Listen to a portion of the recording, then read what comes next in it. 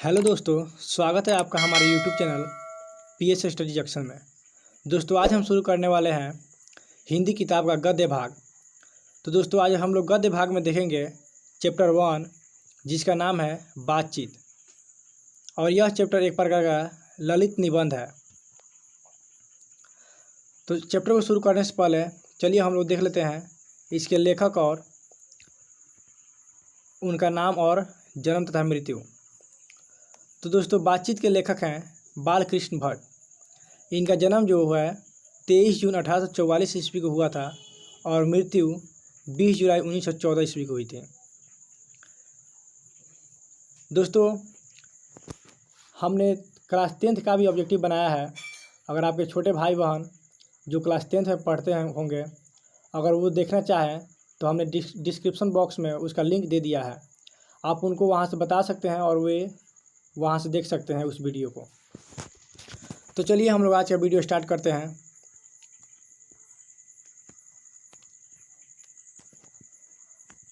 दोस्तों पहला प्रश्न है हमारा, बातचीत शीर्षक निबंध के अनुसार जो कुछ मवाद या धुआं जमा रहता है वह भाप बनकर निकल पड़ता है, कैसे? ऑप्शन ए है बहस करके, बी झगड़ा करके, सी बातचीत के जरिए, डी हंसने से। तो दोस्तों जो कुछ भी मवाद या धुआं जमा रहता है वह बातचीत के जरिए भाप बन के बाहर निकल पड़ता है। तो ऑप्शन नंबर सी हो जाएगा इसका करेक्ट आंसर। चलिए अगला प्रश्न देखते हैं, प्रश्न नंबर 2। दूसरा प्रश्न है, जैसा काम वैसा परिमाण किस लेखक द्वारा रचित प्रहसन है? जैसा काम वैसा परिणाम। ऑप्शन ए है रामधारी सिंह दिनकर, बी जयप्रकाश नारायण, सी बालकृष्ण भट्ट और डी मोहन राकेश। तो दोस्तों दो का करेक्ट आंसर हो जाएगा option number C Balkrishna Bhatt. चलिए अगला प्रश्न देखते हैं, प्रश्न नंबर 3। तीसरा प्रश्न है, बालकृष्ण भट्ट के पिता का क्या नाम था? बालकृष्ण भट्ट के पिता का नाम। ऑप्शन ए देनी प्रसाद, बी बेनी प्रसाद भट्ट, सी टेनी प्रसाद भट्ट और सी सैनी प्रसाद भट्ट। तो दोस्तों इसका करेक्ट आंसर हो जाएगा option number B Beni Prasad Bhatt. आप लोग याद रखिएगा, ब से बालकृष्ण भट्ट और ब से बेनी प्रसाद भट्ट और ब से बातचीत भी। तो चलिए अगला प्रश्न देखते हैं, प्रश्न नंबर 4। दमयंती स्वयंवर किस लेखक की रचना है? Damayanti Swayamvar. Option A Chandradhar Sharma Guleri, B Malayaj, C Balkrishna Bhatt, D Bhagat Singh. तो दोस्तों दमयंती स्वयंवर जो है वो रचना है बालकृष्ण भट्ट जी की। ऑप्शन नंबर सी इसका करेक्ट आंसर हो जाएगा, बालकृष्ण भट्ट। चलिए अगला प्रश्न देखते हैं, प्रश्न नंबर 5। पांचवा प्रश्न है, बालकृष्ण भट्ट की रचना बातचीत क्या है? ए एकांकी, सी यात्रा संस्मरण और डी ललित निबंध। दोस्तों बी हमने इसलिए नहीं बोला है क्योंकि बी ऑप्शन छूट गया है। फिर भी इसका आंसर ऑप्शन नंबर डी हो जाएगा ललित निबंध। बालकृष्ण भट्ट की रचना ये जो है वो बातचीत ललित निबंध है। चलिए अगला प्रश्न देखते हैं, प्रश्न नंबर सी। बालकृष्ण भट्ट किस युग के निबंधकार थे? ए प्रसाद युग, बी भारतेंदु युग, सी द्विवेदी युग और डी स्वतंत्र योत्तर युग। तो दोस्तों बालकृष्ण भट्ट जो है वो भारतेंदु युग के निबंधकार हैं। Option number B correct answer हो जाएगा भारतेंदु युग। चलिए अगला प्रश्न देखते हैं, प्रश्न नंबर 6। प्रश्न नंबर 7 7 नंबर प्रश्न है, मनुष्य की बातचीत का उत्तम तरीका क्या है? ऑप्शन है विद्वतापूर्ण बात करना, बी तर्कपूर्ण बात करना, सी भीड़ से बात करना, डी अवाक होकर अपने से बातचीत करना। तो दोस्तों 7 का करेक्ट आंसर हो जाएगा option number D. Option number D correct answer हो जाएगा, अवाक होकर अपने से बातचीत करना। यानी कोई भी बात करने से पहले उस पर अपने से बातचीत कर ले कि ये सही है कि नहीं, उसके बाद ही बात करें। चलिए अगला प्रश्न देखते हैं, प्रश्न नंबर 8वां प्रश्न है, संवाद में सबसे महत्वपूर्ण क्या है? ए तर्क, बी जिज्ञासा, सी आत्मीयता, डी प्रवाहपूर्ण भाषा। तो दोस्तों 8 का करेक्ट आंसर हो जाएगा ऑप्शन नंबर सी आत्मीयता। हम जो बोल रहे हैं उस पर पूरा हम कंठस्थ हैं, ये हमारे अंदर होनी चाहिए। तो ऑप्शन 8 का ऑप्शन सी हो जाएगा आत्मीयता। चलिए अगला प्रश्न देखते हैं। प्रश्न नंबर 9, बालकृष्ण भट्ट का जन्म कब हुआ था? तो दोस्तों ये हम आपको पहले ही बता चुके हैं। चलिए ऑप्शन देखते हैं। ए है 23 जून 1884 को, बी 23 जून 1844 को, सी 20 जुलाई 1902 को, डी 18 दिसंबर 1834 को। तो दोस्तों 9 का करेक्ट आंसर हो जाएगा ऑप्शन नंबर बी 23 जून 1844 को। 23 जून 1844 को बालकृष्ण भट्ट जी का जन्म हुआ था। चलिए अगला प्रश्न देखते हैं। प्रश्न नंबर 10। 10वां प्रश्न है संयोगिता स्वयंवर रचना है। संयोगिता स्वयंवर ऑप्शन ए बालकृष्ण भट्ट की, बी प्रताप नारायण मिश्र की, सी श्रीनिवास दास की, डी मैथिली शरण गुप्त की। तो दोस्तों 10 का करेक्ट आंसर हो जाएगा ऑप्शन नंबर सी, संयोगिता स्वयंवर जो है वो श्रीनिवास दास की रचना है और दमयंती स्वयंवर बालकृष्ण भट्ट की। चलिए अगला प्रश्न देखते हैं। प्रश्न नंबर 11, कौन सी रचना बालकृष्ण भट्ट की नहीं है? ऑप्शन ए नूतन ब्रह्मचारी, बी 100 अजान एक सुजान, सी सद्भाव का अभाव और डी परीक्षा गुरु। तो दोस्तों 11 का करेक्ट आंसर हो जाएगा ऑप्शन नंबर डी, परीक्षा गुरु जो है वो बालकृष्ण भट्ट जी की रचना नहीं है, परीक्षा गुरु। चलिए अगला प्रश्न देखते हैं। प्रश्न नंबर 12 नंबर प्रश्न है कौन सी रचना बालकृष्ण भट्ट की है? ऑप्शन ए रेल का विकट खेल, बी कछुआ धर्म, सी रेणुका, डी प्राच्य विद्या। तो दोस्तों 12 का करेक्ट आंसर हो जाएगा ऑप्शन नंबर ए, रेल का विकट खेल बालकृष्ण भट्ट जी की रचना है। चलिए अगला प्रश्न देखते हैं। प्रश्न नंबर 13 नंबर प्रश्न है बालकृष्ण भट्ट ने कौन सा मासिक पत्र निकाला था? मासिक पत्र तो ऑप्शन ए है Pratap, B Karmaveer, C Hindi Pradeep, D Jyotsna.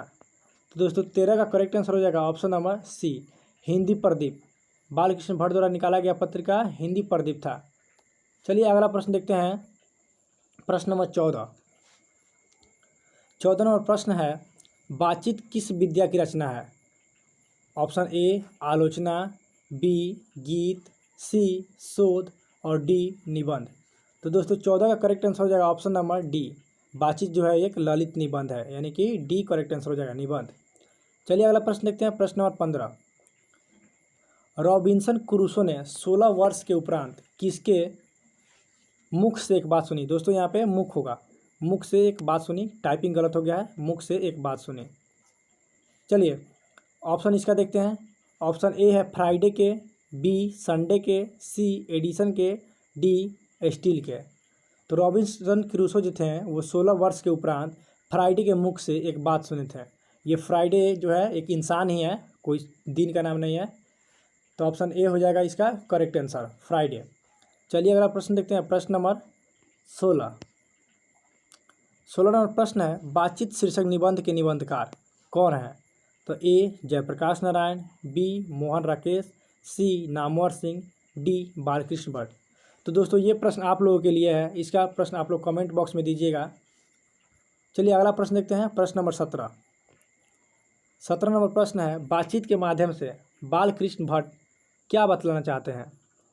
तो ऑप्शन ए है बातचीत की शैली, बी संवाद की शैली, बी भाषण की शैली, डी संवाद की शैली और डी इनमें से कोई नहीं।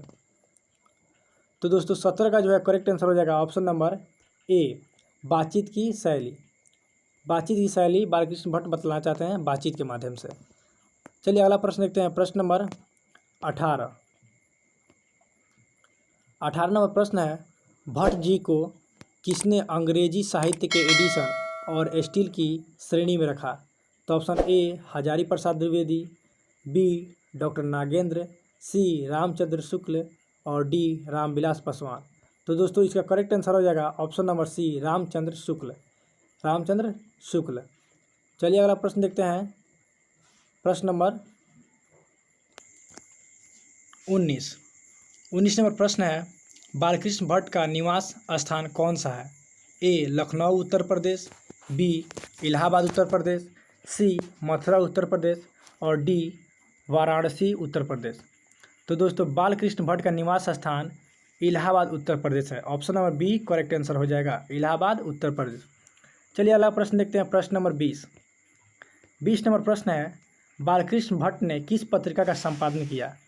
Option A Aryavarta, B Hunkar, C Hindi Pradeep, D Punjab Kesari. तो दोस्तों 20 का करेक्ट आंसर हो जाएगा option number C Hindi Pradeep. Hindi Pradeep इसका आंसर हो जाएगा। चलिए अगला प्रश्न देखते हैं, प्रश्न नंबर 21 नंबर प्रश्न है, बालकृष्ण ने हिंदी प्रदीप नामक मासिक पत्रिका निकालना कब प्रारंभ किया? तो ऑप्शन ए 1877 ईस्वी, बी 1888 ईस्वी, सी 1890 ईस्वी और डी 1894 ईस्वी। तो दोस्तों 21 का करेक्ट आंसर होगा ऑप्शन नंबर ए 1877 ईस्वी। चलिए अगला प्रश्न देखते हैं, प्रश्न नंबर 22 नंबर प्रश्न है, कौन सी रचना बालकृष्ण भट्ट द्वारा रचित नहीं है? ऑप्शन ए पद्मावती, बी बेड़ी संहार, सी मेघदूतम और डी मेघनाथ वध। तो दोस्तों इसका करेक्ट आंसर हो जाएगा option number C Meghdootam. Meghdootam Balkrishna Bhatt द्वारा रचित नहीं है, क्योंकि मेघदूतम की रचना कालिदास ने की थी। चलिए अगला प्रश्न देखते हैं, प्रश्न नंबर 23 नंबर प्रश्न है, कौन सा उपन्यास बालकृष्ण भट्ट द्वारा रचित है? ऑप्शन ए मैला आंचल, बी गोदान, सी 100 अजान एक सुजान और डी अंतराल। तो दोस्तों 23 का करेक्ट आंसर हो जाएगा ऑप्शन नंबर सी 100 अजान एक सुजान। चलिए अगला प्रश्न देखते हैं, प्रश्न नंबर 24 नंबर प्रश्न है, नाटक के प्रारंभ में होने वाले मंगल पाठ को क्या कहा जाता है? यानी नाटक के प्रारंभ में जो पाठ होता है उसको क्या कहा जाता है? ऑप्शन ए भजन, बी नांदी पाठ, सी मंगलाचारण, डी आरती। तो दोस्तों 24 का करेक्ट आंसर हो जाएगा ऑप्शन नंबर बी नांदी पाठ। जो नाटक के प्रारंभ में होता है उसको नांदी पाठ कहते हैं। चलिए अगला प्रश्न देखते हैं, प्रश्न नंबर 25 नंबर प्रश्न है, रॉबिन्सन क्रूसो को कब तक मनुष्य का मुख देखने को नहीं मिला? तो ऑप्शन ए है 10 वर्ष तक, बी 12 वर्ष तक, सी 16 वर्ष तक और डी 18 वर्ष तक।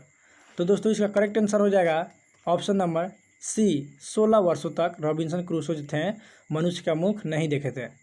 Option number C correct answer हो जाएगा। चलिए अगला प्रश्न देखते हैं, प्रश्न नंबर 26 नंबर प्रश्न है, बोलने से ही मनुष्य के रूप का साक्षात्कार होता है, यह किसने कहा था? बोलने से ही मनुष्य के रूप का साक्षात्कार होता है। ऑप्शन ए है Edison, B Ben Jonson, C Spencer और डी मिल्टन। तो दोस्तों 26 का करेक्ट आंसर हो जाएगा option number B Ben Jonson. Option number B correct answer हो जाएगा बेन जॉनसन।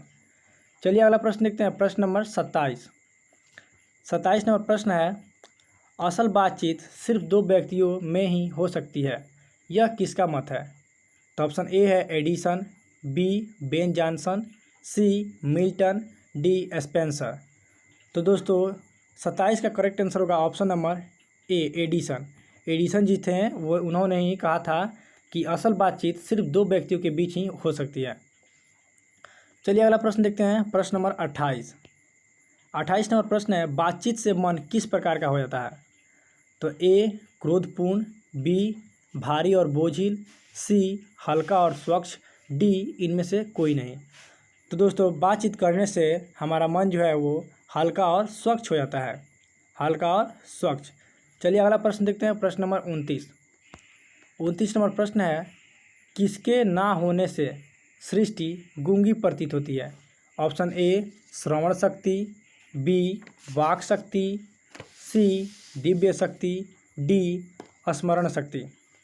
तो दोस्तों 29 का करेक्ट आंसर होगा ऑप्शन नंबर बी वाक शक्ति। वाक शक्ति यानी बोलने की शक्ति नहीं होगी तो सृष्टि गूंगी प्रतीत होगी। चलिए अगला प्रश्न देखते हैं, प्रश्न नंबर 30, आर्ट ऑफ कॉन्वर्सेशन कहाँ के लोगों में सर्वाधिक प्रचलित है? ऑप्शन ए अफ्रीका के, बी भारत के, सी यूरोप के और डी कनाडा के। तो दोस्तों आर्ट ऑफ कॉन्वर्सेशन जो है वो यूरोप के लोगों में सबसे अधिक प्रचलित है, तो इसका करेक्ट आंसर हो जाएगा ऑप्शन नंबर सी यूरोप के। चलिए अगला प्रश्न देखते हैं, प्रश्न नंबर 31 और यह हमारा लास्ट प्रश्न है। 31 नंबर प्रश्न, बालकृष्ण किस काल के रचनाकार हैं?